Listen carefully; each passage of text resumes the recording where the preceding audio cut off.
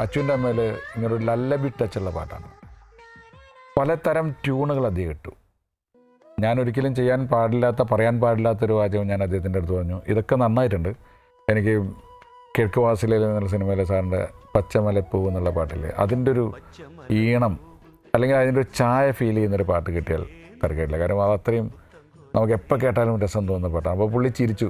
എന്നിട്ട് എൻ്റെ അടുത്ത് പറഞ്ഞു, എന്നോട് സ്വന്തം പോക്കറ്റ് അടിക്കാൻ പറയണോ എന്ന് ചോദിച്ചു. ഞാൻ പറഞ്ഞു പോക്കറ്റ് അടിയായിട്ടല്ല, പക്ഷേ വേറെ ആരുടെയും അല്ലല്ലോ, സാറ് തന്നെ ഉണ്ടാക്കിയതാണല്ലോ. ആ പാട്ടിൻ്റെ ഒരു ചായ കിട്ടിയാൽ തിരക്കില്ല. അത്ഭുതം എന്നാണ് പറയുന്നത്. നമുക്ക് ആ പാട്ടിൻ്റെ ആ താളവും ആ മീറ്ററൊക്കെ വെച്ചിട്ട് തന്നെയാണെങ്കിലും അദ്ദേഹം എന്ത് പറഞ്ഞാലും നീ എൻ്റെതല്ലേ വാവേ എന്നുള്ള പാട്ട്, അത് ഗിരീഷിൻ്റെ വരികളും കൂടി ആയപ്പോൾ, ശരിക്കും പറഞ്ഞാൽ ഗിരീഷ് അതിന് എഴുതിയ പാട്ടിൻ്റെ വരികൾ വേറെയായിരുന്നു. ആ ഫുൾ സോങ് വേറെ എഴുതി ട്യൂൺ ചെയ്ത് കഴിഞ്ഞ ശേഷം എൻ്റെ അടുത്ത് കൊണ്ടുവന്നു. അത് മഞ്ഞുമഴക്കാലം എന്ന് പറഞ്ഞിട്ട് തുടങ്ങുന്നൊരു പാട്ടാണ്. മഞ്ഞുമഴക്കാലം അങ്ങനെയായിരുന്നു തുടങ്ങിയിരുന്നത്.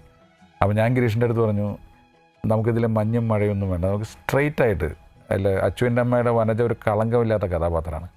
അപ്പോൾ അവളുടെ മകളോട് പറയാവുന്ന ഈസി ആയിട്ടുള്ള വേഴ്സ് വെച്ചിട്ട് തുടങ്ങിയാൽ മതി. അപ്പോൾ ഒരു 10 മിനിറ്റ് കഴിഞ്ഞപ്പോൾ പുള്ളി പറഞ്ഞു, എന്ത് പറഞ്ഞാലും നീ എൻ്റേതല്ലേ വാവേ, അങ്ങനെ തുടങ്ങിയാലോ. അത് മതി എന്ന് പറഞ്ഞു. ആ പാട്ട് ആ സിനിമയുടെ വിജയത്തിന് ഒരു സഹായിച്ച ഒരു വലിയ ഘടകമാണ്. എന്തു പറഞ്ഞാലും നീ എൻ്റേതല്ലേ വാവേ,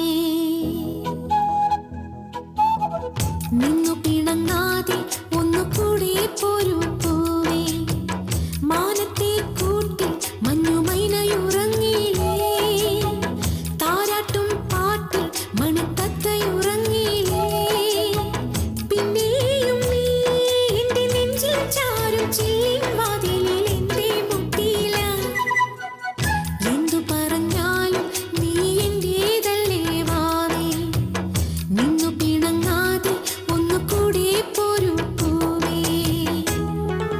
രാജാ സാറിൻ്റെ മനോഹരമായ ഈണം, ചിത്രേച്ചി വളരെ മനോഹരമായി പാടിയിട്ടുള്ള പാട്ടാണ് എന്തു പറഞ്ഞാലും എന്നുള്ള ഈ ഗാനം.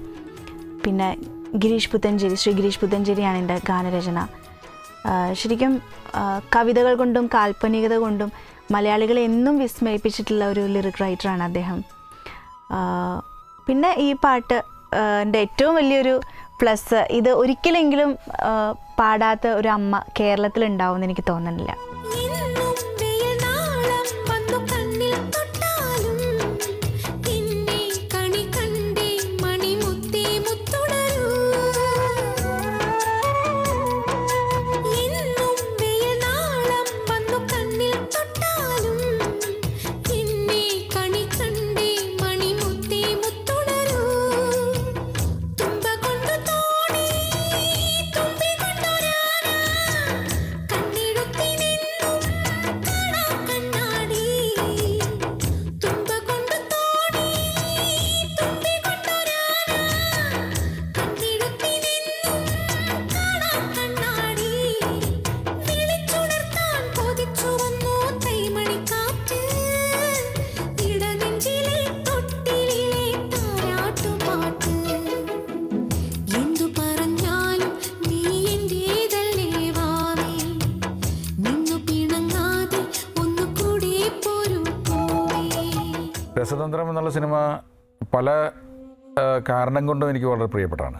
അതിൻ്റെ പ്രധാന കാരണം മോഹൻലാൽ എന്നുള്ള നടൻ പിൻഗാമി എന്നുള്ള സിനിമയ്ക്ക് ശേഷം ഒരു 12 വർഷത്തെ ഗ്യാപ്പിന് ശേഷം എൻ്റെ സിനിമയിൽ അഭിനയിക്കാൻ ഞാനോ ലാലോ അറിഞ്ഞിട്ടില്ല ഒരു 12 കൊല്ലം കടന്നുപോയത്.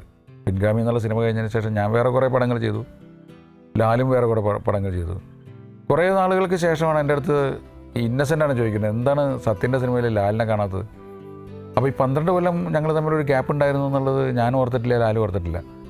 ഉടനെ തന്നെ ആൻ്റണി പെരുമ്പാവൂരിൻ്റെ പ്രോജക്റ്റ് ചെയ്യാൻ തീരുമാനിക്കുകയും ലാലാണ് അതിൽ സ്വാഭാവികമായിട്ടും അതിൽ നായകൻ ലാലാണ്, ഒരു ക്യാരക്ടർ ഉണ്ടാക്കണം. ഞാൻ ഒരു കമ്മിറ്റ് ചെയ്തു അടുത്തൊരു വിഷുവിനൊക്കെ റിലീസ് ചെയ്യാവുന്ന വിധത്തിൽ. അപ്പോൾ മോഹൻലാൽ വീണ്ടും എൻ്റെ കൂടെ വരുന്നു. പക്ഷേ അപ്പോൾ വലിയൊരു ധർമ്മസങ്കടം വന്നത് എല്ലാ എഴുത്തുകാരും തിരക്കിലായി. ശ്രീനിവാസൻ വേറെ ഏതോ സിനിമയുടെ ജോലികളാണ്, ലോഹിദാസ് വേറെ ഏതോ സിനിമകളുടെ സ്വന്തം സിനിമയുടെ ജോലിയിലാണ്, രഘുനാഥ് പലേരിനെ ഞാൻ പല രീതിയിൽ കോൺടാക്ട് ചെയ്ത് നോക്കി, പുള്ളിയും വഴുതി മാറി, പുള്ളിക്കും വേറെ എന്തൊക്കെയോ നോവൽ എന്തോ എഴുതാനുണ്ട്. രഞ്ജൻ പ്രമോദിൻ്റെ അടുത്ത് ചോദിച്ചു, രഞ്ജൻ പ്രമോദ് താപ്പാന എന്നുള്ള പേരിൽ പിന്നീട് പുള്ളി നരൻ ആക്കി മാറ്റി ആ കഥ എഴുതുകയാണ്. എനിക്ക് എഴുത്തുകാരില്ലാത്തൊരവസ്ഥ വന്നു. ഒരുപാട് ആളുകളെ ഞാൻ കോൺടാക്ട് ചെയ്ത് നോക്കി. അപ്പോൾ ഞാൻ ആലോചിച്ചു, ഒരു എഴുത്തുകാരില്ലെങ്കിലും എനിക്ക് സിനിമ ചെയ്യാതിരിക്കാൻ പറ്റില്ല. എൻ്റെ മനസ്സിലുള്ള കാര്യങ്ങൾ വെച്ചുകൊണ്ട് ഞാൻ തന്നെ എഴുതാമെന്ന് വിചാരിച്ചു. എൻ്റെ സ്വന്തം പേരിൽ ഞാൻ എഴുതിയ സിനിമയാണ് രസതന്ത്രം എന്നുള്ള സിനിമ. അതിലേറ്റവും വലിയൊരു കൗതുകം അതിൽ മീര ജാസ്മിൻ ഒരു ഒരു ഒരു ഒരു ചെറിയ 10-12 സീന് ഒരു ആൺകുട്ടിയായിട്ട് വരുന്നു എന്നുള്ളതാണ്. അതൊരു അഭിനയമാണ്, അതൊരു തികച്ചും കമേഴ്ഷ്യലായുള്ള സിനിമയാണ്. അപ്പോൾ അത് അതിലൊരു കൗതുകമായിരുന്നു. പിന്നെ മോഹൻലാലും മീര ജാസ്മിനും ഒന്നിച്ച് അഭിനയിക്കുന്ന ആദ്യത്തെ സിനിമ എന്നുള്ള അങ്ങനെ ഒരുപാട് പ്രത്യേകതകൾ ആ സിനിമയ്ക്ക് ഉണ്ടായിരുന്നു. അഴകപ്പനാണ് അതിൻ്റെ ക്യാമറ വർക്ക് ചെയ്തത്. അപ്പം അതിലെ പാട്ടുകൾക്കും നല്ല പ്രാധാന്യമുണ്ട്. കാര്യം ഒന്ന് ഗോപിച്ചേട്ടനാണ് അതിൽ അച്ഛനായിട്ട് അഭിനയിക്കുന്നത്, മോഹൻലാലിൻ്റെ അച്ഛനായിട്ട്. ഗോപിച്ചേട്ടനും മോഹൻലാലും മീര ജാസ്മിനും 3 നാഷണൽ അവാർഡ് കിട്ടിയ ആളുകളുടെ സംഗമമുള്ള പാട്ടുണ്ട്, പൂ കുങ്കുമപ്പൂ എന്നുള്ള പാട്ട്. അതിൽ ഗോപിച്ചേട്ടനായിട്ടുള്ള ഒരു അച്ഛൻ മകൻ സൗഹൃദം അത് വളരെ ഭംഗിയായിട്ട് ഗിരീഷ് എഴുതുകയും രാജ് സാറ് മ്യൂസിക് ചെയ്തിട്ടുള്ള ദാസേട്ടൻ വളരെ നന്നായി പാടിയ ഒരു പാട്ടാണ് പൂ കുങ്കുമപ്പൂ.